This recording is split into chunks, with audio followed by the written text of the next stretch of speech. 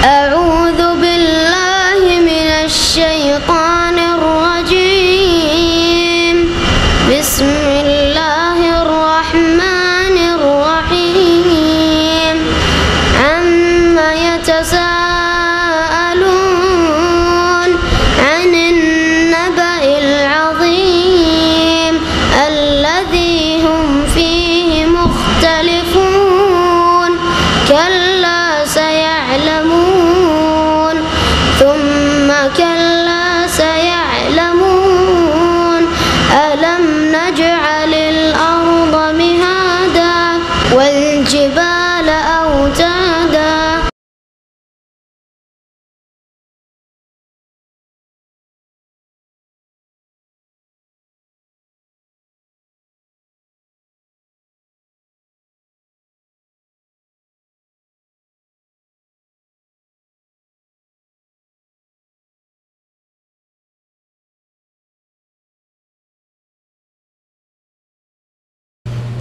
السلام عليكم ورحمة الله وبركاته إن الحمد لله نحمده ونستعينه ونستغفره ونعوذ بالله من شرور أنفسنا ومن سيئات أعمالنا من يهده الله فلا مضل له ومن يضلله فلا هادي له وأشهد أن لا إله إلا الله وحده لا شريك له وأشهد أن محمدا عبده ورسوله صلى الله تعالى عليه وعلى آله وصحبه وسلم تسليما كثيرا أما بعد فأعوذ بالله من الشيطان الرجيم بسم الله الرحمن الرحيم والسابقون الأولون من المهاجرين والأنصار والذين اتبعوهم بإحسان رضي الله عنهم ورضوا عنه মহান আল্লাহর সমস্ত প্রশংসা যে আল্লাহ পাক রব্বুল আলামিন আমাদেরকে সৃষ্টি করেছেন এবং আমাদেরকে মুমিন মুসলিম হওয়ার তৌফিক দান করেছেন। দরুদ ও সালাম নাযিল হোক নবী মুহাম্মদ সাল্লাল্লাহু আলাইহি ওয়াসাল্লামের উপর, যিনি আল্লাহ পাকের দিন মানব জাতি পর্যন্ত পৌঁছিয়ে গিয়েছেন।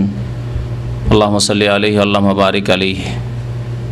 এই দিন, যে দিন ইসলাম কোরআন এবং হাদিসের আকারে নবী করিম সাল্লাল্লাহু আলাইহি ওয়াসাল্লাম ছেড়ে গেছেন, তার হেফাজতের দায়িত্ব আল্লাহ পাক স্বয়ং নিয়েছেন। আল্লাহ পাক কোরআনুল কারীমে ইরশাদ করেছেন, ইন্না নাহনু নাযালনা যিকরা ওয়া ইন্না লাহু লাহাফিজুন। নিশ্চয় আমি নাজিল করেছি উপদেশ, অর্থাৎ কোরআন এবং হাদিস, এবং নিশ্চয় আমি তার সুরক্ষা করব। ওয়া ইন্না লাহু লাহাফিজুন, আমি তার অবশ্যই হেফাজত করব। আল্লাহ পাক কোরআন এবং হাদিসের যা হচ্ছে উপদেশ, যার নাম হচ্ছে জিকির, কোরআনে কারীমে বিভিন্ন জায়গায় কোরআনুল কারীমকে জিকির বলে আখ্যায়িত করা হয়েছে, কারণ কোরআন হচ্ছে উপদেশ। নবী করিম সাল্লাল্লাহু আলাইহি ওয়াসাল্লামের হাদিস, তার আদর্শ, তার সুন্নত হচ্ছে উপদেশ, যাতে রয়েছে মানব জাতির জন্য উপদেশ। তার হেফাজতের দায়িত্ব আল্লাহ পাক নিয়েছেন। কোরআনে কারীমের হেফাজত নবী করিম সাল্লাল্লাহু আলাইহি ওয়াসাল্লামের জামানায় লিখিত আকারে হয়ে গেছে, সাহাবায়ে কেরামদেরকে লিখিয়ে দিয়েছেন এবং তা একত্রিত হয়ে গেছে আবু বকর সিদ্দিক রাদিয়াল্লাহু তাআলা আনহুর জামানায়। তারপরে বিভিন্ন কপি তৈরি হয়ে বিভিন্ন শহরে পাঠানো হয়েছে উসমান রাদিয়াল্লাহু তাআলা আনহুর জামানায়। হাদিসের হেফাজত আল্লাহ পাক করেছেন বড় বড় আইম্মায়ে কেরাম, মুহাদ্দিসিনে কেরাম, হাদিসের পণ্ডিত যাদেরকে আল্লাহ পাক হাদিসের খেদমতের জন্য সৃষ্টি করেছিলেন, তাদের দ্বারা আল্লাহ পাক হাদিসেরও হেফাজত করেছেন। জাল থেকে, জয়ীফ থেকে, বিভিন্ন রকমের যে সহিহ হাদিসের মধ্যে সংমিশ্রণ ঘটেছে, দুর্বল হাদিসের, ভিত্তিহীন বাতিল পন্থীদের বাতিল মন গড়া কথাবার্তার, সেগুলি থেকে হেফাজতের জন্য বহু মুহাদ্দিসিনদেরকে, হাদিসের পণ্ডিতদেরকে আল্লাহ পাক সৃষ্টি করেছেন এ উম্মতে।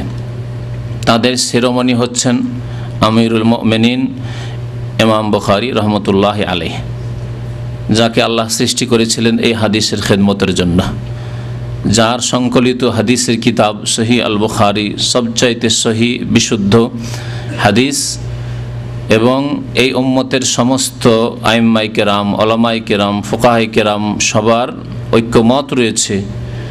হানাফি, শাফেঈ, মালিকি, হাম্বলি সমস্ত মাযহাবের উলামায়ে কেরামদের ইজমা রয়েছে যে কোরআনুল কারীম আল্লাহর কিতাব, তারপরে স্থান হচ্ছে ইমাম বুখারী রহমতুল্লাহি আলাইহির সংকলিত সহি কিতাব সহি আল বুখারী। এই ইমাম বুখারী রহমতুল্লাহ আলাইহির জীবনী সম্পর্কে, তার কিতাব সম্পর্কে বিস্তারিত আলোচনার জন্য বড় বড় কিতাব লেখা হয়েছে।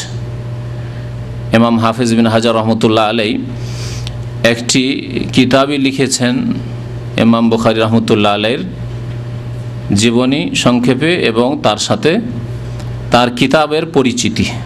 তার কিতাব এই সহিহ আল বুখারীর মানুষকে পরিচয় দানের জন্য একটি কিতাব লিখেছেন, যেই কিতাব কয়েকশো পৃষ্ঠায় রয়েছে, যে কিতাবের নাম হচ্ছে হাদিয়ুস সারি। অপর নাম হচ্ছে এই কিতাবের ফথুল বারীর ভূমিকা, মোকদ্দমা তো ফাথিল বারী। সহিহ বুখারীর যে তিনি ভাষ্য লিখেছেন শারহা ফথুল বারী, 12 খণ্ডে রয়েছে, 12 খণ্ডে বুখারী শরীফের ভাষ্য রয়েছে। ওই 12 খণ্ড ভাষ্যের একটি ভূমিকা রয়েছে। আমরা ভূমিকা লিখি বা অনেকে বই পড়ি, 2-4 পাতার নয় ভূমিকা হয়, 1 পাতা 2 পাতা 3 পাতা 4 পাতার ভূমিকা হয়। হাফিজ ইবনে হাজার রহমতুল্লাহ আলাইহি ইমাম বুখারী রহমতুল্লাহ আলাইহির কিতাবের যে ভাষ্য লিখেছেন তার ভূমিকায় হচ্ছে 1 খণ্ড, প্রায় কাছাকাছি 500 পৃষ্ঠার। যে কিতাবের নাম হচ্ছে, ভূমিকার নামই হচ্ছে হাদিয়ুস সারি। তো এই কিতাবে বিস্তারিত তার কিতাবের পরিচিতি, তার জীবনী পাওয়া যাবে। এছাড়া বহু কিতাব লেখা হয়েছে ইমাম বুখারী রহমতুল্লাহ আলাইহির জীবনীর ওপর এবং তার কিতাবের পরিচয় দানের ক্ষেত্রে। ইমাম বুখারী রহমতুল্লাহ আলাইহি সম্পর্কে এই অল্প সময়ে 1 ঘন্টা, 1.25 ঘন্টা, খুব বেশি সময় আমাদের কাছে রয়েছে, এর মধ্যে যতটুকু সম্ভব আপনাদেরকে তার জীবনী সম্পর্কে কিছু কথা জানাবার চেষ্টা করব, যাতে করে এইরকম আইম্মায়ে কেরাম যাদের অনুসরণ করে সঠিক পথ পাওয়া যেতে পারে। রাসূলুল্লাহ সাল্লাল্লাহু আলাইহি সাল্লামের ইত্তেবার পরে, রাসূলুল্লাহ সাল্লাল্লাহু আলাইহি সাল্লামের ইত্তেবা অনুসরণ বিনা শর্তে হইতে হবে, কোনো রকমের শর্ত নেই। নবী সাল্লাল্লাহু আলাইহি সাল্লাম থেকে যা কিছু প্রমাণিত, বিনা কোনো শর্তে তা বিশ্বাস করতে হবে, তা মেনে নিতে হবে এবং তার প্রতি আমল করতে হবে। বাকি অন্য যে কোনো মানুষ, সাহাবায়ে কেরামদেরকেই নেন আর অন্য কোনো আইম্মায়ে কেরামদেরকে নেন, ফুকাহায়ে কেরামকে নেন, কোনো আলেমকে নেন, তাদের কথা মানতে হবে যেগুলি কোরআন এবং সুন্নাহর অনুকূলে, কোরআন সুন্নাহ দ্বারা প্রমাণিত। এসব আইম্মায়ে কেরাম যাদের শিরোমণি হচ্ছেন ইমাম বুখারী রহমতুল্লাহ আলাইহি, আইম্মাতুল হুদা, আইম্মাতুল ইসলাম, এরা হচ্ছে ইসলামের ইমাম, এরা হচ্ছেন হিদায়াতের ইমাম। সুতরাং তাদের অনুসরণ করা হচ্ছে দ্বীনি কাজ। তাদের জীবনী সম্পর্কে জানা থাকলে তাদের আখলাক চরিত্রের ক্ষেত্রে, তাদের ইবাদত বন্দেগীর ক্ষেত্রে, তাদের ইলম আমলের ক্ষেত্রে, তাদের কোরআন সুন্নাহর খেদমতে যে কুরবানি ত্যাগ রয়েছে, যে সময় দান করেছেন, যে মেহনত পরিশ্রম করেছেন, সেগুলি আমাদের জন্য আদর্শ দিক নির্দেশনা দেবে। আমরাও সেই পথে মেহনতি হব ইলম হাসিল করার ক্ষেত্রে, আমল করার ক্ষেত্রে এবং সহি কোরআন সুন্নাহর ইলমের প্রচার প্রসারের ক্ষেত্রে, দাওয়াত এবং তাবলীগের ক্ষেত্রে, আল্লাহ এবং রাসূলের কথা মানব জাতি পর্যন্ত পৌঁছানোর ক্ষেত্রে। এই উদ্দেশ্যে আইম্মায়ে কেরামের জীবনী, উলামায়ে কেরামের জীবনী চর্চা করা নেকির কাজ। আল্লাহ পাক রব্বুল আলামিন প্রশংসা করেছেন সাহাবায়ে কেরামদের, মুহাজিরিন এবং আনসারদের, তারপরে তাদের অনুসারী তাবেঈনদের, তারপরে কিয়ামত পর্যন্ত যত মুমিন মুমিনাত আসবেন এবং নিষ্ঠার সাথে, ইখলাসের সাথে, আন্তরিকতার সাথে কোরআন সুন্নাহর অনুসারী হয়ে সাহাবায়ে কেরাম তাবেঈনদের যারা অনুসরণ করবেন, আল্লাহ পাক ইরশাদ করেছেন সূরা তাওবায়, ওয়াস-সাবিকুনাল আউয়ালুনা মিনাল মুহাজিরিনা ওয়াল আনসার, যারা প্রথম সারির অগ্রগামী মুহাজির এবং আনসার, যারা হিজরত করে মক্কাতুল মুকাররমা থেকে মদিনায় এসেছিলেন রাসূলুল্লাহ সাল্লাল্লাহু আলাইহি ওয়াসাল্লামের সাথে আল্লাহর রাস্তায় জিহাদ করার জন্য, আল্লাহর রাস্তায় আল্লাহর দ্বীনের খেদমত করার জন্য, এবং যারা মদিনার বাসিন্দা নবী করিম সাল্লাল্লাহু আলাইহি ওয়াসাল্লাম মুহাজিরিনদের সাহায্য সহযোগিতা করেছিলেন, তারা আনসার। তাদের সম্পর্কে আল্লাহ বলছেন প্রশংসা করে, ওয়াল্লাযীনা ইত্তাবাউহুম বিইহসান, এবং তারপরে যারা তাদের অনুসরণ করবেন, মুহাজির এবং আনসারদের, সাহাবায়ে কেরামগণের অনুসরণ করবেন বিইহসানিন, নিষ্ঠার সাথে, আন্তরিকতার সাথে, সৎকর্মশীল হয়ে, ভালো মানুষ হয়ে।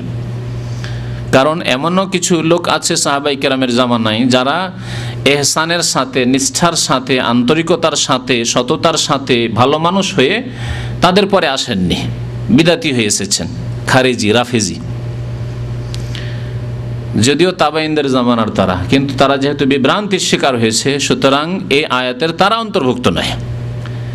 যারা ইসলামকে বিচ্ছিন্ন করেছে, মুসলিম জাতির মধ্যে ফাটল ধরিয়েছে, বিদাত সৃষ্টি করেছে, তারা এর অন্তর্ভুক্ত নয়। সুতরাং আল্লাহ পাক শর্ত লাগিয়েছেন যে ওয়াল্লাযীনা ইত্তাবাউহুম বিইহসান, যারা সাহাবায়ে কেরাম, মুহাজিরিন, আনসারদের অনুসরণ করবে ইহসানের সাথে, সততার সাথে, নিষ্ঠার সাথে, ইখলাসের সাথে। আমরা কোরআন সুন্নাহর খাদেম, আমরা আল্লাহর দ্বীনকে মানব জাতি পর্যন্ত পৌঁছার জন্য এই দিনের খাদেম। আমরা কোনো পার্থিব উদ্দেশ্য নিয়ে আসিনি, মুসলিম জাতিতে ফাটল ধরাবার জন্য আসিনি। এইভাবে যারা ইখলাসের সাথে কাজ করেছে, আল্লাহ পাক তাদের সম্পর্কে বলছেন সাহাবায়ে কেরামের পরে যারা নিষ্ঠার সাথে অনুসরণ করেছেন, এরা শুধু তাবেইন নয়, তাবেইনরা প্রথম যুগের, তারপরে কিয়ামত পর্যন্ত যারাই অনুসরণ করে এই পথ ধরবে তাদের সম্পর্কে আল্লাহ বলছেন রাদিয়াল্লাহু আনহুম ওয়া রাযু আনহু, আল্লাহ তাদের ওপর সন্তুষ্ট হয়ে যাবেন বা হয়ে গিয়েছেন, এবং আল্লাহর ওপরও তারা সন্তুষ্ট হয়ে যাবে তাবেইনরা। এবং কিয়ামত পর্যন্ত যারাই ইখলাসের সাথে, আন্তরিকতার সাথে সাহাবায়ে কেরামগণের অনুসরণ করবেন, তাদের অন্তর্ভুক্ত হচ্ছেন আইম্মায়ে কেরাম, মুহাদ্দিসিনে কেরাম, ফুকাহায়ে কেরাম, আর তাদের শীর্ষস্থানীয় হচ্ছেন ইমাম বুখারী রহমতুল্লাহি আলাইহি, যার জীবনের কিছু অংশ আপনাদের সামনে তুলে ধরব। ইমাম বুখারী রহমতুল্লাহি আলাইহির নাম পরিচিতি, তার নাম খুব প্রসিদ্ধ নাম, রাসূলুল্লাহ সাল্লাল্লাহু আলাইহি সাল্লামের নাম কি? মুহাম্মদ। তার পিতার নাম হচ্ছে ইসমাইল, তার উপনাম কুনিয়ত হচ্ছে আবু আব্দুল্লাহ, আবু আব্দুল্লাহ। তার উপাধি, লাকাব, উপাধি হচ্ছে আমিরুল মুমিনিন ফিল হাদিস, হাদিস বিষয়ে তিনি আমিরুল মুমিনিন, অর্থাৎ সমস্ত মুহাদ্দিসিনদের মধ্যে, হাদিসের পণ্ডিতদের মধ্যে তিনি হচ্ছেন আমিরুল মুমিনিন, তাদের নেতা, যেন তাদের আমির। তার বংশ পরিচয় সংক্ষেপে, তার নাম মুহাম্মদ, পিতার নাম ইসমাইল, ইসমাইলের পিতার নাম হচ্ছে ইব্রাহিম, অর্থাৎ ইমাম বুখারী রাহমাতুল্লাহ আলাইহির দাদার নাম হচ্ছে ইব্রাহিম, আর ইব্রাহিমের পিতার নাম হচ্ছে মুগীরা, মুগীরার পিতার নাম হচ্ছে বারদেজবাহ আল বুখারী আল জৌফি। এ বারদেজবাহ মজুসি ছিল, অগ্নিপূজক। এদের মাতৃভাষা ফার্সি ভাষা ছিল। পারস্য দেশের লোক, তখনকার বিশাল পারস্য সাম্রাজ্য দূর দূর পর্যন্ত ছড়িয়েছিল, ইরাক থেকে শুরু করে ইরাক, ইরান, আফগানিস্তান, বেলুচিস্তান, তা উজবেকিস্তান, আজারবাইজান, এসব এলাকাকে শামিল ছিল। ইমাম বুখারী রহমতুল্লাহ আলাইহিকে বুখারী বলা হয়। বুখারা একটি শহর, এখনও সেই শহর মজুদ আছে উজবেকিস্তানের। উজবেকিস্তান যে সোভিয়েত ইউনিয়নের যে ছোট ছোট যে প্রজাতন্ত্রগুলি ছিল, সে প্রজাতন্ত্রের একটি প্রজাতন্ত্র যা স্বাধীন হয়েছে পরে, ইসলামিক প্রজাতন্ত্র বলা হয় উজবেকিস্তান। এই উজবেকিস্তানের একটি বড় শহর হচ্ছে বুখারা শহর। এই বুখারা শহরের বাসিন্দা ছিলেন ইমাম বুখারী রহমতুল্লাহ আলাইহি, সেই জন্য তাকে বুখারী বলা হয়। সারা বিশ্বের মানুষ ইমাম বুখারী বলেই জানে এই শহরের নাম হয়তো অধিকাংশ মানুষই বা অধিকাংশ মুসলিমরাই জানে না। তো বারদেজবাহ মজুসি ছিল, এবং ওই মজুসি অবস্থায়, অগ্নিপূজক অবস্থায়, কুফরির অবস্থায় সে মারা যায়। তার ছেলে মুগীরা, এই মুগীরা প্রথম ইসলাম কবুল করেন, অর্থাৎ ইমাম বুখারী রহমতুল্লাহ আলাইহির দাদার পিতা, দাদার পিতা মুহাম্মদ বিন ইসমাইল বিন ইব্রাহিম বিন মুগীরা, মুহাম্মদ বিন ইসমাইল বিন ইব্রাহিম ইবনে আল মুগীরা, এই মুগীরা তিনি ইসলাম কবুল করেন। ইমাম বুখারী রহমতুল্লাহ আলাইহিকে বুখারী তাহলে এই জন্য বলা হয় যে তিনি বুখারা শহরে জন্মগ্রহণ করেছিলেন। জন্মগ্রহণ কোনো শহরে করলে সেই শহরের সাথে সম্পৃক্ত করা হয়, অথবা জন্মগ্রহণ না করেও যদি কোনো শহরে হয়তো জন্ম হয়েছে অন্য কোনো এলাকায়, কিন্তু দীর্ঘদিন সেখানে থেকেছে। মুহাদ্দিসিনে কেরামদের ভাষায় ইমাম ইবনুস সালাহ রহমতুল্লাহ আলাইহি উসুলে হাদিসের কিতাবে তিনি বলেছেন, তার কিতাব যে রয়েছে এই ক্ষেত্রে মুস্তালাহুল হাদিসের কিতাব, তাতে তিনি উলুমুল হাদিস, তাতে তিনি বলেছেন যে কোনো ব্যক্তি যদি কোনো শহরে 4 বছর অবস্থান করে তাহলে সেই শহরের সাথে সে নিজেকে সম্পৃক্ত করতে পারে, বলতে পারে যে আমি অমুক শহরের বাসিন্দা। যেমন মক্কায় কেউ যদি 4 বছর থাকে তাহলে মাক্কি বলতে পারে। বাড়ি হচ্ছে চিটাগাং, কিন্তু ঢাকায় যদি কেউ 4 বছর থাকে তাহলে ঢাকাবি বলতে পারে। খুলনায় 4 বছর থাকে খুলনাবি বলতে পারে। তো এইভাবে আইম্মায়ে আমরা বিভিন্ন শহরের সাথে সম্পৃক্ত দেখা যায়। যেমন ইমাম মুসলিমকে দেখা যায়, ইমাম মুসলিম নেসাপুর শহরের তিনি বাসিন্দা ছিলেন। ইমাম বুখারী রহমতুল্লাহ আলাইহি এই বুখারী শহরে জন্ম, যে সম্পর্কে বললাম, তাকে জৌফিও বলা হয়, আল বুখারী আল জৌফি। যদিও সাধারণ মানুষেরা এই নিসবত হয়তো জানে না, কিন্তু উলামায়ে কেরামরা বা কিতাবে যখন তার জীবনী পড়বেন দেখবেন ইমাম বুখারী আল জৌফি।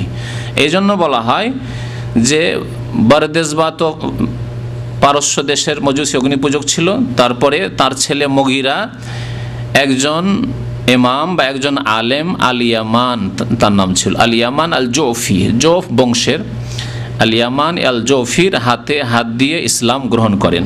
প্রাচীন যুগে একটি নিয়ম ছিল, প্রাচীন যুগে অর্থাৎ নবী সাল্লাল্লাহু আলাইহি ওয়াসাল্লামের পরে, সাহাবায়ে কেরামের পরে এই তরিকাটি ছিল যে কোনো ব্যক্তি ইসলাম গ্রহণ করলে কোনো আলেমের হাতে হাত দিয়ে বা তার সামনে গিয়ে, তখন তার এরকম ইসলামিক প্রতিষ্ঠান ছিল না যে ইসলামিক সেন্টারে আসবে, যেমন আমাদের ইসলামিক সেন্টারে এসে অমুসলিমরা মুসলমান হচ্ছে। তো কোনো আলেমের কাছে গিয়ে বা কোনো ইমাম সাহেবের কাছে গিয়ে, কোনো গণ্যমান্য ব্যক্তির কাছে গিয়ে তার হাতে হাত দিয়ে, ধার্মিক দিনদার লোক তার হাতে হাত দিয়ে মুসলমান হলো একজন মুসলিম। যখন মুসলমান হইতো তখন নিজেকে সম্পৃক্ত করত ওই আলেম বা ওই ইমাম বা যার হাতে মুসলমান হয়েছেন, দিনদার ব্যক্তি, ধার্মিক ব্যক্তি, তার বংশের সাথে নিজেকে সম্পৃক্ত করতেন। তো ইমাম বুখারী রহমতুল্লাহ আলাইহির দাদার আব্বা মুগীরা মুসলিম হয়েছিলেন, ইসলাম গ্রহণ করেছিলেন ইয়ামান আল জৌফির হাতে, এজন্য তাকে জৌফিও বলা হয়। পরবর্তীকালে এই প্রচলনটি আর থাকেনি যে আজকাল কারো হাতে ইসলাম গ্রহণ করলে ওই বংশের সাথে সম্পৃক্ত হবে, এরকম নিয়মটি আর নেই, উঠে গেছে। ইমাম বুখারী রহমতুল্লাহ আলাইহির জন্ম কখন? ইমাম বুখারী রহমতুল্লাহ আলাইহির জন্ম হয় জুমার দিনে। জুমার দিনে জন্ম, জুমার নামাজের পরে, শাওয়াল মাসের 13 তারিখ, শাওয়াল মাসের 13 তারিখে। হিজরি সন হচ্ছে 194 হিজরি। 194 হিজরিতে ইমামে বুখারী রহমতুল্লাহ আলাইহির জন্ম হয়। তার পিতা ইসমাইল একজন সাধারণ আলেম ছিলেন বলা যেতে পারে আজকালকার ভাষায়, কারণ তার জীবনী ইমাম ইবনে হিব্বান রহমতুল্লাহ আলাইহি তার কিতাব আস-সিকাতে উল্লেখ করেছেন। কিতাবুস সিকাত, কিতাবুস সিকাতের বিষয়বস্তু হচ্ছে যে সব বর্ণনাকারীরা হাদিস বর্ণনা করতেন তাদের জীবনী তাতে উল্লেখ করেছেন। তাহলে যেই ব্যক্তি হাদিস বর্ণনা করছে নিশ্চয়ই তার কাছে দ্বীনের ইলম ছিল, একজন কমপক্ষে সাধারণ আলেম ছিলেন, খুব বড় আলেম না হইল। তো ইমাম ইসমাইল, ইমাম বুখারী রহমতুল্লাহ আলাইহির পিতা ইসমাইল, তিনি একজন আলেম ছিলেন এবং অত্যন্ত পরেশগার মানুষ ছিলেন, দিনদার মানুষ ছিলেন, হালাল খেতেন, সন্দেহ থেকে বেঁচে থাকতেন। আর এর প্রভাব পড়ে, বাবা মা যদি সৎ হয়, নেক মানুষ হয়, তো ছেলে মেয়েদের উপর তার ভালো প্রভাব পড়ে। এইরকমই এর উল্টোটাও মনে রাখবেন যে বাবা মা যদি আবার হারাম খাওয়া লোক হয়, গুনাহগার লোক হয়, পাপী লোক হয়, মুত্তাকি পরহেজগার না হয়, তো ছেলে মেয়েদের উপর তার খুব প্রভাব পড়ে। তার বাস্তব প্রমাণ ইমাম বুখারী রহমতুল্লাহ আলাইহির জীবনীতে দেখতে পাবেন। একটি উক্তি যখন উল্লেখ করব তখন বুঝতে পারবেন। ইমাম বুখারী রহমতুল্লাহ আলাইহির জন্মের কিছুদিন পরেই, ছোট্ট ছিলেন, নাবালক অবস্থায় তার পিতার ইন্তেকাল হয়ে যায়। বড় বড় যারা আলেম হয়েছেন, ইমাম হয়েছেন, যাদের দ্বারা আল্লাহ বড় ধরনের খেদমত নিয়েছেন, তাদের অনেকেই এইরকম ছিলেন যে তারা বাল্য জীবনেই তারা আব্বার মায়া, ভালোবাসা, লালন পালন, আদর স্নেহকে হারিয়ে দিয়েছেন। আল্লাহ পাক তাদেরকে ইয়েতিম করে মানুষ করেছেন। এর মাধ্যমে আল্লাহ পাক রব্বুল আলামিন তার কুদরতে কামেলা, তার যে মহাশক্তি, তিনি তা দেখিয়েছেন। শিক্ষার বিষয় রয়েছে যে আমরা সাধারণত বাহ্যিক দৃষ্টিতে মনে করি যে এই ছেলেটি যে মানুষ হয়েছে এর পিছনে ওর বাবার মেহনত আছে, মায়ের মেহনত আছে, ধন দৌলত আছে, কোনো অভাব ছিল না, সেই জন্য পড়াশোনা খুব বড় মানুষ হয়েছে। আমরা এরকম মনে করি না? সব কিছুর আজকাল পার্থিব ব্যাখ্যা হচ্ছে, যে ছেলেটা পড়াশোনা মানুষ হচ্ছে কারণ ছোট থেকেই একেবারে ভালো স্কুলে পড়াশোনা করতে পেরেছে, আর ভালো খরচ খরচা দিয়ে তার বাবা মা পড়াশোনা করিয়েছে, তার লালন পালন খুব ভালো হয়েছে, গাইডটা খুব সুন্দর হয়েছে, কোচ খুব সুন্দর পেয়েছে। এগুলো ভাষা, দুনিয়ার ভাষা আজকাল, তাই না? সেই জন্য সে ডাক্তার হয়েছে, তো ইঞ্জিনিয়ার হয়েছে, ভালো আলেম হইতে পেরেছে না। আল্লাহ পাক রব্বুল আলামিন, আল্লাহর উপর যাদের তাওয়াক্কুল ভরসা আছে তাদেরকে আল্লাহ পাক রব্বুল আলামিন মানুষ করবেন, বড় করবেন, তাদেরকে আল্লাহ জ্ঞানী করবেন, আলেম করবেন, তাদেরকে যোগ্যতা দিবেন, সম্মান দেবেন, আল্লাহ তার জন্য ব্যবস্থা তৈরি করে দেবেন। মুসাব্বিবুল আসবাব, সবকিছু আল্লাহর হাতে। কাকে কার দ্বারা লালিত পালিত করবেন এই কাজ আল্লাহর। এজন্য প্রথম দেখুন রাসূলুল্লাহ সাল্লাল্লাহু আলাইহি ওয়াসাল্লামের জীবনী। দুনিয়ায় আসার আগে কি হচ্ছে? আব্বার ইন্তেকাল হয়ে যাচ্ছে। আব্বা কালো না সাদা, লম্বা না সুন্দর না কেমন দেখলেন না, দেখার সুযোগ পেলেন না। দুনিয়া আসলেন তার আগে আব্বা নেই। মাকে কোনো রকম দেখলেন বাল্য জীবনে, মাকেও হারিয়ে ফেললেন, মায়েরও ইন্তেকাল হয়ে গেল। তাও হয়তো মনে থাকলো না যে মাই কেমন ছিল নাবালক জীবনে। দাদা দেখাশোনা করতেন, একটু সামান্য বড় হয়েছেন, দাদাকেও হারিয়ে ফেললেন। আল্লাহ পাক আবার তৈরি করে দিলেন, কাকে দিয়ে লালিত পালিত করবেন? আবু তালেব চাচাকে তৈরি করে দিলেন। আল্লাহ পাক রব্বুল আলামিন এমন করে তৈরি করলেন যে কোনো মাদ্রাসায়, কোনো প্রতিষ্ঠানে, কোনো ওস্তাদের সামনে আলিফ বা তাসা, আলিফ জারা নুজান্না এইসব শিখা, এসব কিছুই শিখেননি, যাতে করে এই কথা না বলতে পারে যখন রাসূলুল্লাহ সাল্লাল্লাহু আলাইহি ওয়াসাল্লাম নবী আসলেন, আরে আমি থেকে শিখে মানুষ করেছি। দুনিয়ায় বলার কেউ নেই, তাই না? আছে? আমাদেরকে বলার আছে। আমাদেরকে মক্তব্য যারা কায়দাও পড়িয়েছে, আলিফ বা তাসা যাদের কাছে পড়েছি, আর যাদের কাছে আমাদের ফার্সি ও প্রাথমিক কিতাবগুলি পড়েছি, মিজান পড়েছি, তারাও এখনও অনেকে বেঁচে আছেন, অনেকে ইন্তেকাল করেছেন রহমতুল্লাহ আলাইহিম।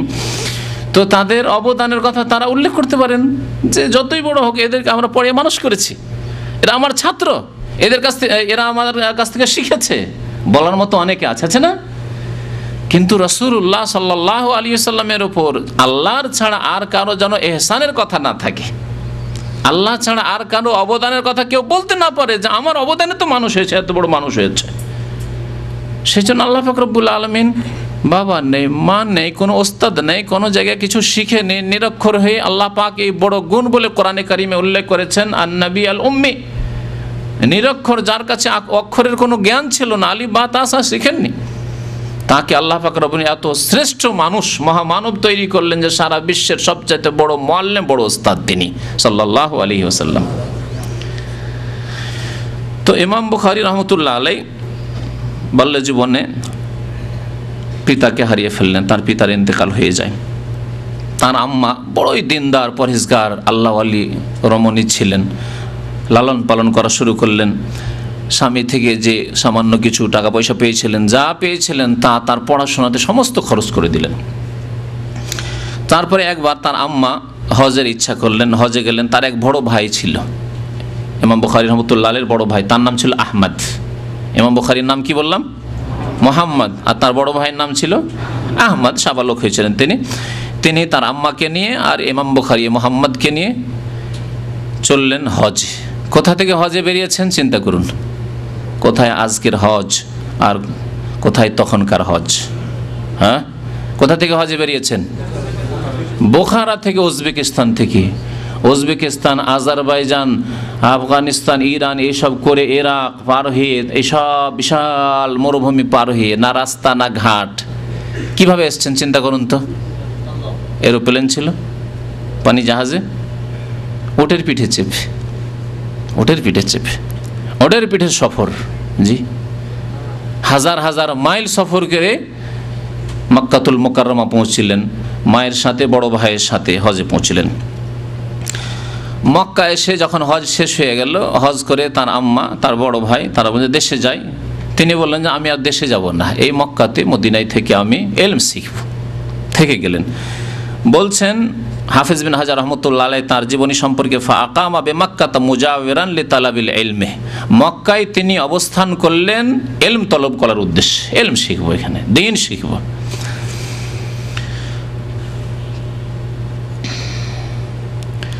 ইমাম বুখারী রহমতুল্লাহ বাল্য জীবনের একটি ঘটনাও তার জীবনে উল্লেখ করা হয়েছে।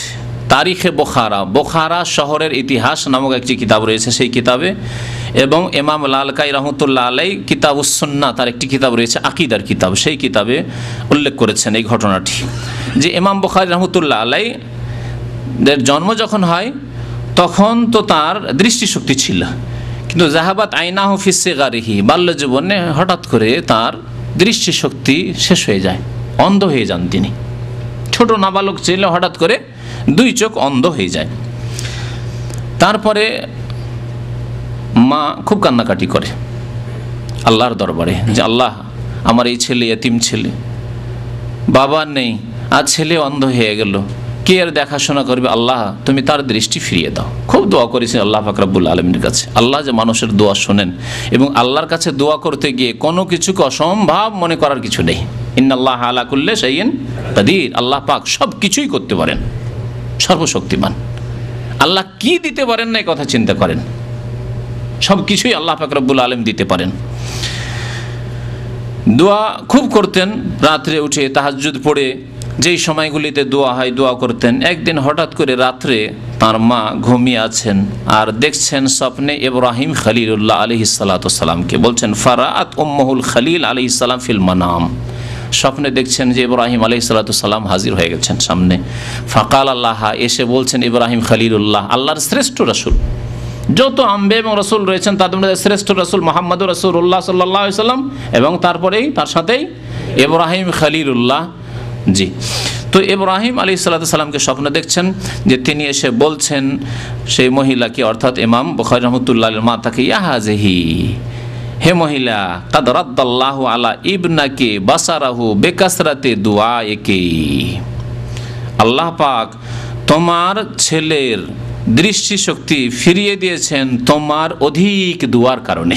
বিকাসরাতে দুআইকে, তোমার খুব বেশি বেশি দুয়ার কারণে আল্লাহ পাক তোমার ছেলের দৃষ্টিশক্তি ফিরিয়ে দিয়েছেন। ফাসবাহা, রাত্রে স্বপ্ন দেখলেন, সকাল হলো, সকাল হতেই ছেলের ঘুম ভেঙেছে। ওয়াকাদ রাদ্দাল্লাহু আলাইহি বাসারাহু, সকালে দেখছেন যে ছেলে সুন্দর দেখছে, সুন্দর দৃষ্টিশক্তি ফিরে এসেছে। আল্লাহু আকবার। ইমাম বুখারী রহমতুল্লাহ আলাইহি সম্পর্কে বলছিলাম যে তার লালন পালন হয়েছে হালাল রিজিক দিয়ে। মায়ের যে দুধ খেয়েছেন হালাল, সেটাও হারাম হতে পারে, হতে পারে নাকি? আপনার স্ত্রীকে যদি আপনি হারাম পরান, হারাম খাওয়ান, হারাম অলংকার দেন, হ্যাঁ, আর তারপরে আপনার বাচ্চা দুধ খাচ্ছে আপনার স্ত্রী, তাহলে হারাম দুধ খায় না?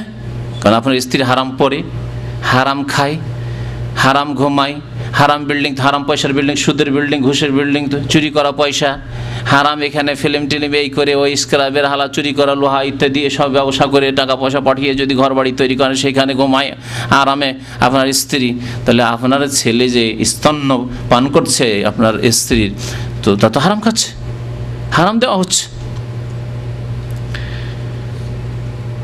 হারামের কুপ্রভাব রয়েছে, হারাম ভক্ষণের, হারাম রিজিকের কুপ্রভাব রয়েছে, আর হালাল রিজিকের বরকত রয়েছে, হালাল রিজিকের বরকত রয়েছে। তার জীবনী সম্পর্কে যারা তার জীবনী লিখেছে বলছে ওয়াকাদ রুব্বিয়া বিল হালালিত তাইয়্যিব, তার লালন পালন হয়েছে হালাল পাক রিজিক দ্বারা। তার মা হালাল খেয়েছেন, তার বাবাও হালাল খেয়েছেন, জন্ম হয়েছে। তারপরে শুরু থেকে শুরু করেন তার একটু আগে গিয়ে যে এই যে বীর্য, যে বীর্য থেকে প্রত্যেক মানুষ তৈরি হয়েছেন আদম আলাইহিস সালামের পরে, হাওয়া আলাইহিস সালামের পরে আল্লাহ পাক এই নিজাম তৈরি করেছেন, প্রত্যেকে এই নুতফা থেকে, বীর্য থেকে তৈরি হয়েছেন। যেই ব্যক্তি হারাম খাবে, তারপরে বীর্য তৈরি হবে, বীর্য যাবে, তারপরে গর্ভধারণ করবে তার স্ত্রী, এখান থেকেই তো হারাম শুরু হইল। হারাম খেয়ে দিয়ে স্বামী স্ত্রী মিলন হইল, তাহলে সেখান থেকে তো হারাম শুরু হইল। আল্লাহ পাক রব্বুল আলামিন মায়ের পেটে যখন বাচ্চা থাকে, গর্ভে থাকে, তখন বাচ্চার জন্য কি রিজিক রেখেছেন? রক্ত। এই যে মাসিক বন্ধ হয়ে যায়, মাসিক রক্ত তখন নাড়ি দিয়ে যাচ্ছে, যায় না? নাড়ি কাটে না বাচ্চা হয় তখন? নাড়ি কাটে কি জন্য? নাড়ি দিয়ে খাবার যাচ্ছিল, ও মায়ের পেট থেকে মাসিকটা, আর মাসিকটা বেরিয়ে না এসে মাসিক বন্ধ হয়ে গেছে, ওই নাড়ি দিয়ে তখন বাচ্চার খাবার যেতে লেগেছে। প্রত্যেকের খাবার হয়েছে 10 মাস ধরে, 9 মাস 10 মাস ধরে, যতদিন মায়ের পেটে আমরা থেকেছি, তাই না? তাহলে ওই মা যদি হারাম খায়, তাহলে সেখান থেকে ওই যে মাসিক রক্ত যাচ্ছে সেটাও তো হারাম খেয়ে, হারাম থেকে তৈরি হয়ে যাচ্ছে। এখান থেকেই তো এলো হারাম শুরু হয়ে গেল, এর কুপ্রভাব শুরু হয়ে যাবে তখন। যতই আল্লাহর কাছে দোয়া কর, রব্বি হাবলি মিনাস সালিহিন, রব্বি হাবলি মিনাস সালিহিন, রব্বি হাবলি মিন লাদুনকা যুররিয়াতান তাইয়্যিবা ইন্নাকা সামিউদ দুআ, দোয়া করছেন রব্বানা হাব লানা মিন আজওয়াজিনা ওয়া যুররিয়াতিনা কুররাতা আয়ুনি ওয়াজআলনা লিল মুত্তাকিনা ইমামা। কিন্তু আপনি নিজে হারাম খেয়েছেন, বীর্য হারাম তৈরি হয়েছে, হারাম খেয়ে তৈরি হয়েছে, নিজের স্ত্রীকে আপনি হারাম খাওয়িয়েছেন, হারাম পরিয়েছেন, ওই মাসিক ঋতু তৈরি হয়েছে যেটা বাচ্চার খাদ্য হয়েছে পেটে 10 মাস ধরে, তা হারাম হয়ে তৈরি হয়েছে। তারপরে দুনিয়াতে আসলো তখন বেবি ভিডু কিনলেন, তাও হারাম, আপনার স্ত্রীকে হারাম খাওয়াচ্ছেন, তাহলে তো হারাম, এখান থেকে হারাম শুরু হয়ে গেছে। এখান থেকে শুরু করবেন চিন্তার কথা।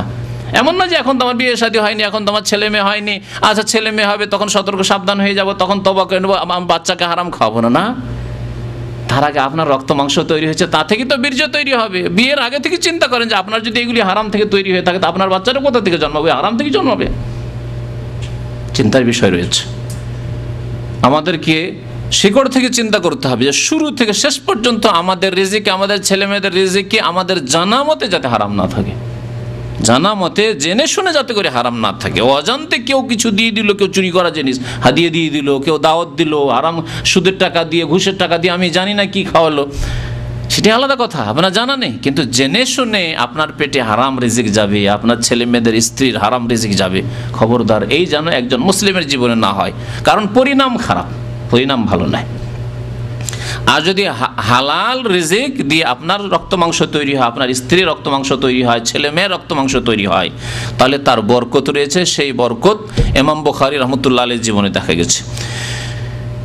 তার পিতা ইমাম বুখারী রাহমাতুল্লাহ আলাইহির পিতা ইসমাইলের যখন ইন্তেকাল হয় রাহমাতুল্লাহি আলাইহিম আজমাইন, যখন ইন্তেকাল হয় তখন তিনি বলেছিলেন একটি কথা, যা ইমাম বুখারী রাহমাতুল্লাহ জীবনীতে উল্লেখ করা হয়েছে, লা আলামু ফি জামিই মালি দিরহামান মিন শুবহা। আমার যত ধন সম্পদ, পরিত্যক্ত ধন ছেড়ে যাচ্ছি মৃত্যুর পূর্ব মুহূর্তে, আমি যেসব ধন সম্পদ দিরহাম ছেড়ে যাচ্ছি, একটি টাকাও, একটি রৌপ্য মুদ্রাও, দিরহামও আমার হারাম তো দূরের কথা, শুভা সন্দেহ থেকেও নেই। অনেক সময় হারাম তো নয়, কিন্তু সন্দেহ আছে, জানি না হালাল কিনা, হালাল হইতেও পারে আবার নাও হইতে পারে, ঠিক না? এইরকমও নয়।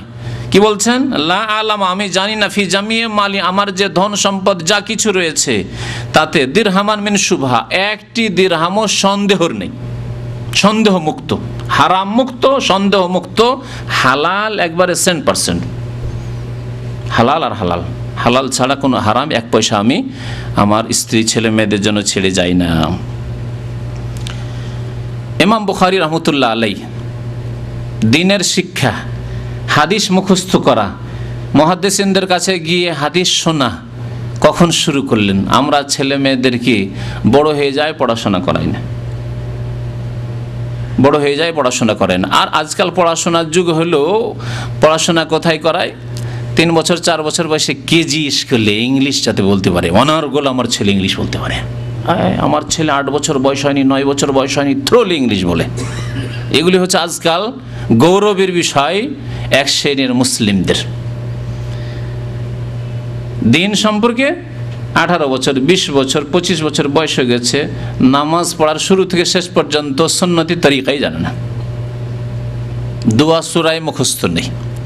বাস্তব প্রমাণ আমরা মানুষের কাছে গেলে জিজ্ঞাসা করলে বুঝতে পারি। 25 বছর, 30 বছর, 40 বছর বয়স হয়ে গেছে, আত্মায়াত মুখস্থ নেই, দুরূদ মুখস্থ নেই, নামাজের নিয়ম কানুন জানেন না। যারাও নামাজ পড়েন তাদের অধিকাংশ ভুল দিয়ে শুরু করেন একাধিক, আর ভুল দিয়ে শেষ করেন।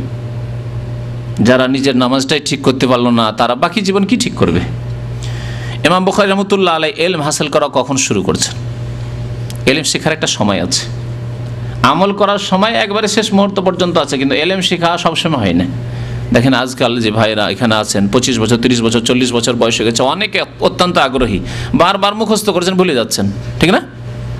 মুখস্থ করতেই পারেন না প্রথম কথা, আর কোনো রকম মুখস্থ করলে 1 দিন 2 দিন হয় না, আবার ব্রেন থেকে নেমে গেছে, আউট হয়ে গেছে। কিন্তু ছোটকালের মুখস্থ কোনোদিন ভুলার নাই। যে ইমামের পেছনে শুনে শুনে যেসব সূরা আয়াত মুখস্থ হয়েছে তা আজ পর্যন্ত ভুলিনি, কিন্তু বড় হে সাবালকে যেসব মুখস্থ করেছি, আল্লাহ হেফাজত করে, কত কি যে ভুলে যাচ্ছি, তাই না? তো ইমাম বুখারী রহমতুল্লাহ আলাইহি ইলম হাসিল করা শুরু করেছে বাদা হিফজাল হাদিস ওয়া কানা উমরুহু 10 সিনিন, 10 বছর বয়সে হাদিস মুখস্থ করা শুরু করেছেন। কোরআন মুখস্থ নয়, কোরআন তার আগেই মুখস্থ হয়ে গেছে। কোরআনের হাফেজ 10 বছরের আগেই হয়ে গেছেন, 10 বছর বয়সে এখন হাদিস হেফজ করা শুরু করেছেন। আর আমাদের দেশে দেওবন্দি মাদ্রাসা, বেরেলভি মাদ্রাসা, কওমি মাদ্রাসা, আলিয়া মাদ্রাসা, অবস্থা শুনবেন, অবস্থা হাদিস কখন পড়ায়? দাওরা হাদিস ফারেক হবে তার 1 বছর আগে প্রথম হাদিস পড়ায় মিশকাত। মাদ্রাসা পড়ার লোক থাকলে ঠিক বলছেন না? 7वीं বা 8वीं জামাতে গিয়ে মিশকাত পড়ায়, মওকুফ আলাই বলে, 7वीं জামাত বলে। আর 8वीं জামাতে গিয়ে দাওরায়ে হাদিস বুখারী, মুসলিম, আবু দাউদ, তিরমিজি, নাসাই, ইবনে মাজাহ, মুওয়াত্তা ইমাম মুহাম্মদ, তাহাবি একটু একটু করে পড়িয়ে বরকত, আর 2-1টা খতম করলে হয়তো বুখারীটা বরকতের জন্য খতম করে দিল, বাকিগুলি একটু বরকতের জন্য কিছুটা পড়িয়ে দিল। এইভাবে কি আর হাদিস শেখা হয়? একটা ছেলে সারা জীবন ধরে নাহু পড়লো, সার পড়লো, গ্রামার পড়লো, বালাগাত পড়লো, আপনার উসুলে ফেকা পড়লো, ফেকা পড়ে পড়ে মগজ ভর্তি হয়ে গেছে, মাসলা মাসাইল কে কি বলেছে না বলেছে সব পড়ে মগজ ভর্তি হয়ে গেছে। আর শেষখানে আর বেশি জায়গা নেই এখন তাবারুকের জন্য। শেষ 2 বছরে, প্রথম বছরে মিশকাত, শেষ বছরের মানে শেষ যে 2 বছর তার প্রথম বছরে, আর তারপরে 1 বছরে কালা কালা রাসূলুল্লাহ সাল্লাল্লাহু আলাইহি ওয়াসাল্লাম, কালা কালা রাসূলুল্লাহ সাল্লাল্লাহু আলাইহি ওয়াসাল্লাম, কালা কালা রাসূলুল্লাহ সাল্লাল্লাহু আলাইহি ওয়াসাল্লাম, দেখতে আমাদের দৃশ্য হইল। তারপরে ওস্তাদগুলি যারা বুখারী মুসলিম ওই বড় হাদিস পড়ায় অধিকাংশ বয়স্ক বসে থাকে শুধু। এরকম নয় যে আমার মতো অনর্গল বক্তি আছে, না, বসে আছে। আর ছাত্র পড়তেই আছে। যদি ছাত্র কোনো জায়গায় থামলো, জিজ্ঞাসা করলো, তাহলে ভালো কথা, আর না হলে প্রায় তাড়াতাড়ি শেষ করতে হবে। পড়েই যাচ্ছে। যে ক্লাসে রিডিং করে পড়ে সে ভালো ছেলে হয়।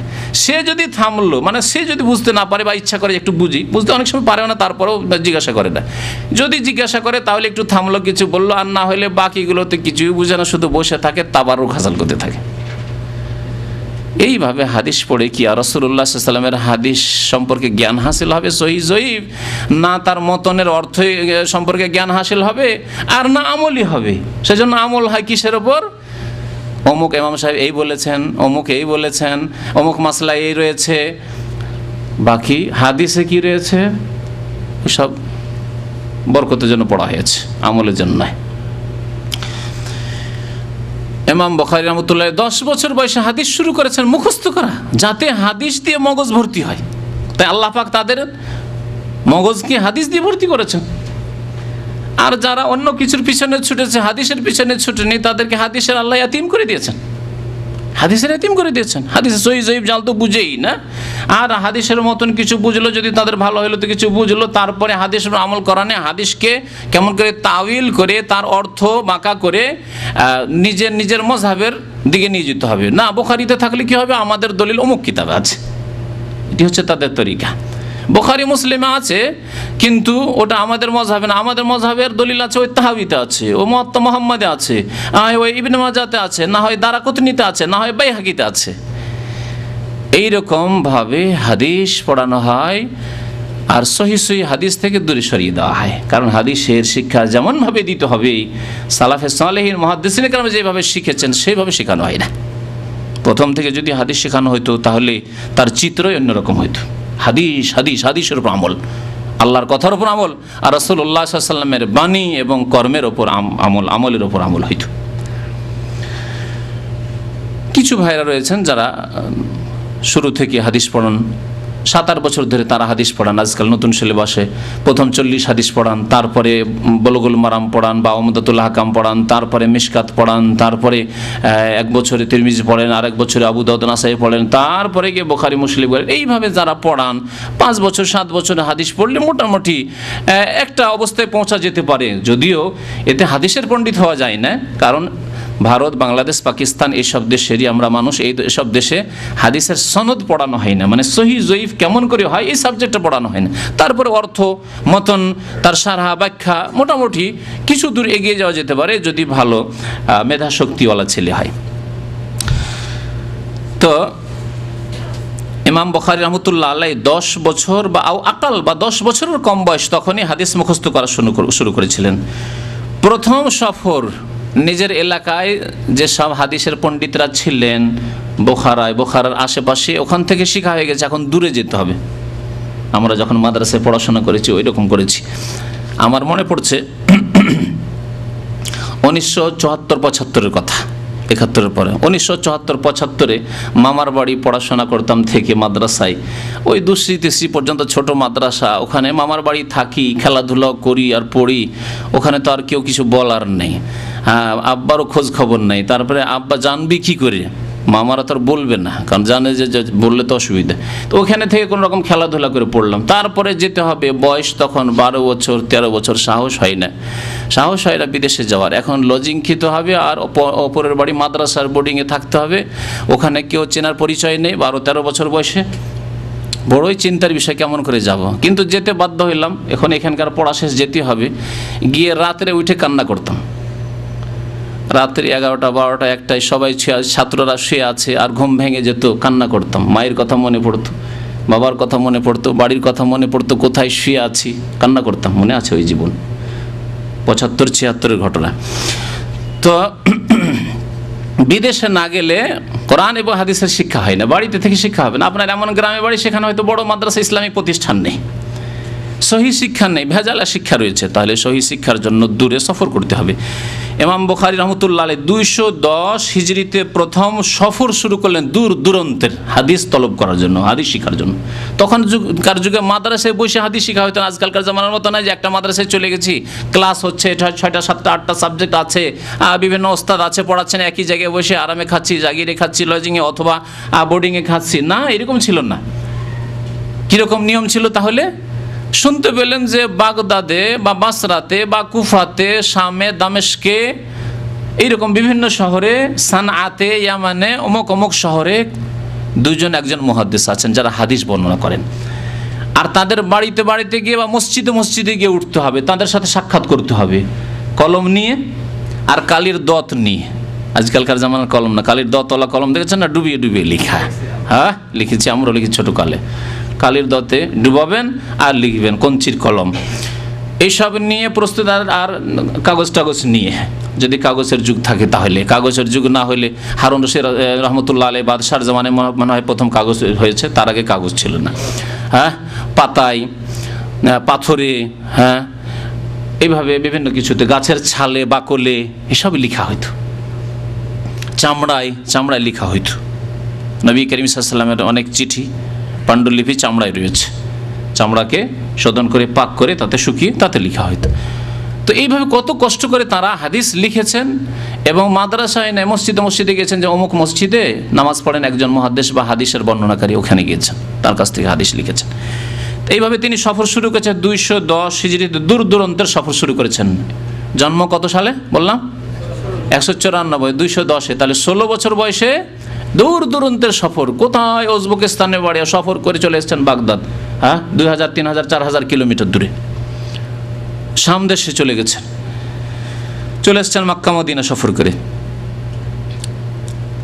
ইমাম বুখারী রহমতুল্লাহ আলাইহি তার সফর সম্পর্কে সংক্ষেপে আমি উল্লেখ করেছি। বলছেন, দাখালতু শাম, আমি হাদিসের ইলম হাসিল করার জন্য শাম দেশে দাখিল হইলাম। শাম দেশ মানে তখনকার শাম দেশ, এখনকার শাম দেশ যেটাকে সিরিয়া বলছে।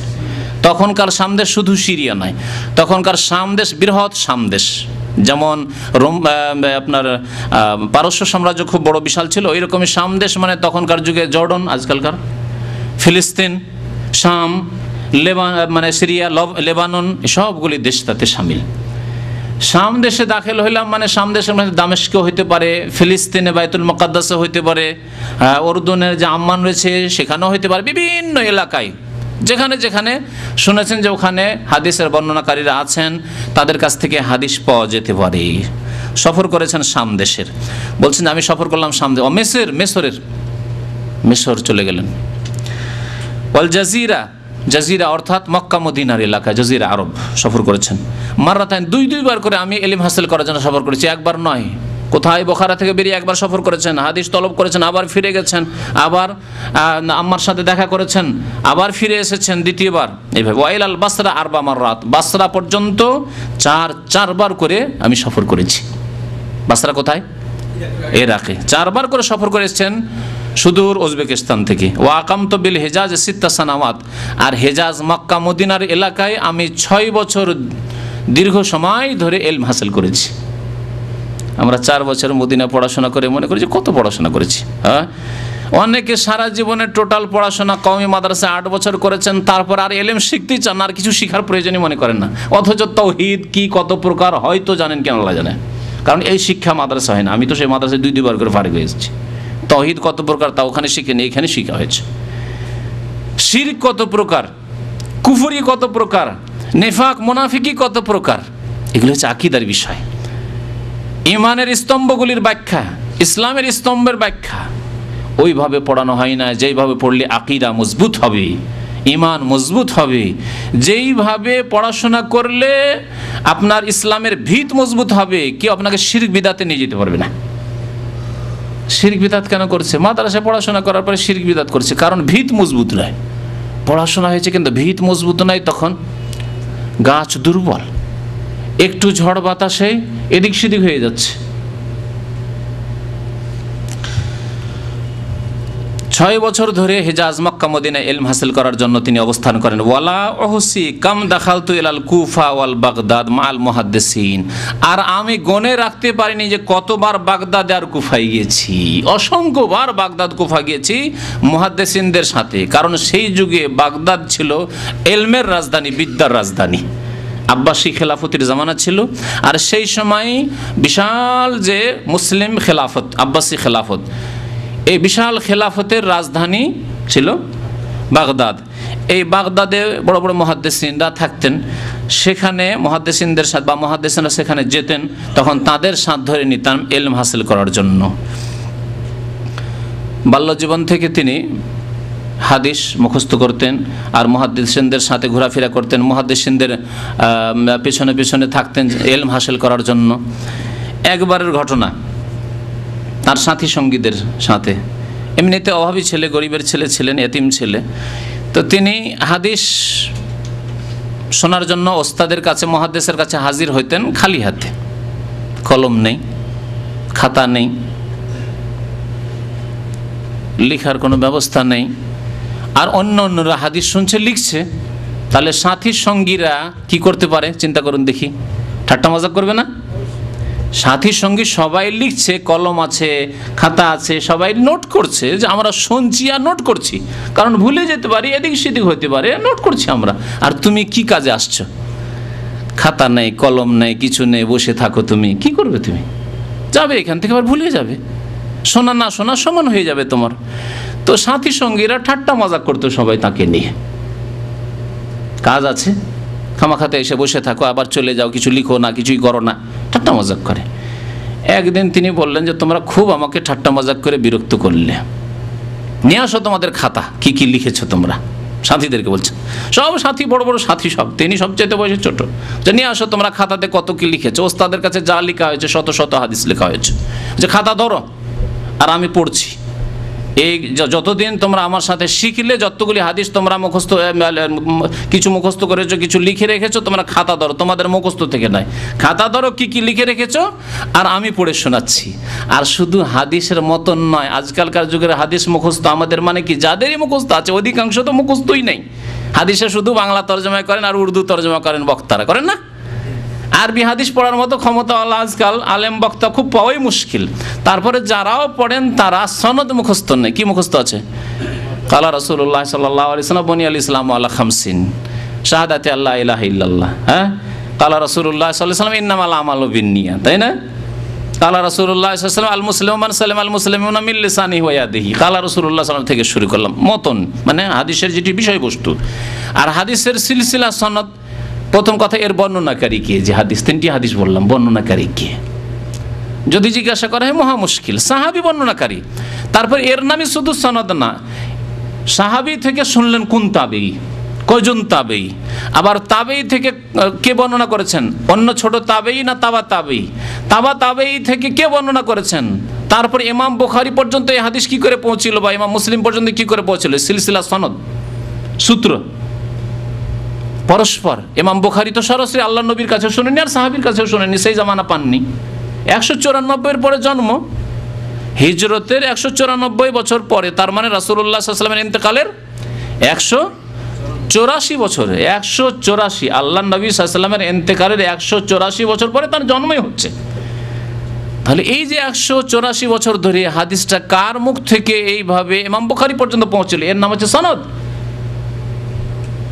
বুখারী, মুসলিম, আবু দাউদ, তিরমিজি, নাসাইর যে অরিজিনাল কিতাবগুলি খুললে হয়তো বাংলা তরজমাতে সনদ উল্লেখ করেনি, কারণ কিতাব বড় হয়ে যাবে, সেজন্য সনদবিহীন হাদিসটা উল্লেখ করে দিয়ে তরজমা করে দিয়েছে।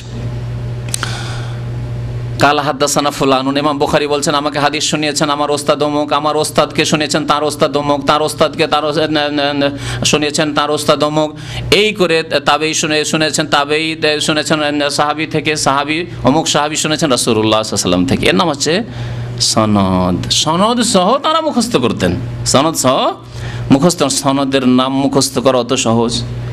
একটা ঘটনা যদি ঘটে আজকে দাম্মাম শহরে, আর ওই ঘটনাটি সরাসরি আপনি দেখেননি, 3 জনের মাধ্যমে বা 4 জনের মাধ্যমে শুনেছেন। একজন লোক শুনেছে, শোনার পরে এসে নিচে বলেছে, নিচে একজন লোক শুনেছে, ও আবার এসে সিঁড়িতে বলে চলে গেছে, ওই সিঁড়ি থেকে এসে আরেকজন এসে বলছে আপনাকে, 4-5 জন হয়ে গেল না? তারপরে যদি আপনাকে জিজ্ঞাসা করা যায় আচ্ছা ঘটনাটা কেমন করে জানলে, যে মারামারি হয়েছে বা একটা কোনো ঘটনা ঘটেছে বা এখানে ধরাধরি হয়েছে, কোনো অপরাধ করছিল ধরেছে, যে কোনো একটা ঘটনা হোক না কেন, কিন্তু কয়েক মাধ্যম দিয়ে আপনার কাছে খবরটি আসলো, যদি আপনাকে জিজ্ঞাসা করি যে আপনি কার মুখে শুনলেন, তখন প্রথমখানি বলবেন যে হ্যাঁ একটা লোক বলে গেল, জানি না, লোকটিকে চিনি না। তাহলে যাকে চেনেন না, হতে পারে সে মিথ্যু, হতে পারে তার স্মৃতি শক্তি দুর্বল, তিলকে তাল করা লোক, শুনেছে একরকম বললো আর একরকম, হতে পারে নাকি? মরিচ মশলা দিয়ে একটু সাজিয়ে সুজিয়ে বাড়াবাড়ি করে বললো, বা বুঝতেই পারল না ঠিকভাবে, উল্টো পাল্টা করে বললো, মেলা রকম হইতে পারে। এইভাবে হাদিস জয়ীফ আর জাল হয়েছে। এই মাধ্যমগুলিতে গিয়ে একজন যদি দিনদারিতে কম হয়, স্মৃতিশক্তিতে দুর্বল হয়, অথবা মিথ্যা বলা অহরহ অভ্যাস, যাদের খুব বেশি কথা বলা অভ্যাস তারা ভুল করেও বেশি করে না? যত বেশি কথা বলবেন, জবান এমন জিনিস যে যত ঠান্ডা রাখবেন তত ঠান্ডা থাকবে, যত বেশি বলবেন তত বেশি ভুল হবে। বিশেষ করে যদি তার সাথে ইলম না থাকে কোরআন এবং হাদিসের, আর তাকওয়া পরহেজগারি না থাকে, তো ভুল হওয়া স্বাভাবিক এই জবানের। তো এইখানে যদি আপনাকে জিজ্ঞাসা করা হয় যে আপনি ঠিক আছে, একজনের মনে আছে আপনাকে শোনালো অমুক, ও আবার কাছ থেকে শুনলো, ভাই জানি না, অথবা আরেকজন লোক নাম কি বলতে কি বলে ফেললেন আপনি, এখানে 3 জনের মধ্যে গোলমাল করে ফেললেন। একটির সনদ আপনার মনে নেই যে একটা ঘটনা আজকে ঘটেছে, ঘটনাটা যে 3 জনের মাধ্যমে শোনালেন আপনি, এদের নাম কি তাই আপনার মুখস্থ নেই। ভাই বলেছিল, হয়তো বলছেন নাম বলেছিল কিন্তু ভাই ভুলে গেছি, মাত্র আধা ঘন্টা আগে শুনেছেন, নাম বলেছিল, কার কাছ থেকে ও শুনলো, ও আবার কার কাছ থেকে শুনলো, 3-4 জনের নাম বলেছিল কিন্তু আমি সবার নাম ভুলে গেছি। আমাদের অবস্থা এরকম নয়?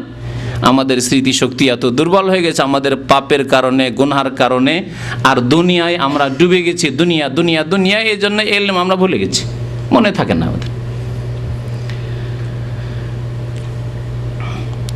সনদ সহ হাদিস লিখতেন তখনকার জামানার মুহাদ্দিসিনগণ এবং লিখাতেন। ছাত্রদেরকে বলেন, সাথীদেরকে, যে তোমরা তোমাদের খাতাগুলি ধরো আর আমি হাদিস পড়ে শোনাচ্ছি, যতগুলি হাদিস শুনেছি একটা একটা করে, আর তরতিবের সাথে, অমুক দিনে এতটি হাদিস শুনেছি, 10টা 20টা 25টা 30টা হাদিস শুনেছি, শোনো শুরু থেকে, আর তরতিবের উল্টো পাল্টা না, আগে পরে করে না, যেইভাবে তোমরা ওস্তাদের কাছ থেকে লিখেছো ওইভাবে আমি শোনাচ্ছি। কালা হাদ্দাসানা ফুলান নান ফুলানি নান ফুলানি নান ফুলানিন আন আবি হুরায়রা আন রাসূলিল্লাহ সাল্লাল্লাহু আলাইহি ওয়াসাল্লাম, শোনানো হইলো। এইভাবে এক এক করে সমস্ত হাদিসগুলি তারা খাতা ধরে আছে এরকম করে, হ্যাঁ, আর তিনি সব হাদিসগুলি শুনিয়ে দিলেন। আশ্চর্য হয়ে গেল সাথী সঙ্গীরা, আরে এই মোহাম্মদকে তো আমরা ঠাট্টা মজাক করতাম, একেও তো আমরা হেও প্রতিপন্ন করতাম, পাগল বলতাম, যে খাতা নেই, কালি নেই, কলম নেই, আর ওস্তাদের সামনে বসে কি করছো সব ভুলে যাবে, সব মুখস্থ আছে, আর আমাদের তো কিছুই তেমন মুখস্থ নেই, সব খাতায় আছে, বাড়ি গিয়ে কখন মুখস্থ করবো এই চিন্তা করছি আমরা। আল্লাহু আকবার। এই জন্য ইমাম বুখারী রাহমাতুল্লাহ আলাইহি সম্পর্কে মুহাদ্দিসরা মন্তব্য করতে গিয়ে বলেছেন যে ইন্নামা খুলিকা লিল হাদিস, তাকে আল্লাহ পাক সৃষ্টি করেছেন হাদিসের খেদমতের জন্য, হাদিসের জন্য সৃষ্টি করেছেন আল্লাহ পাক রব্বুল আলামিন স্পেশালি।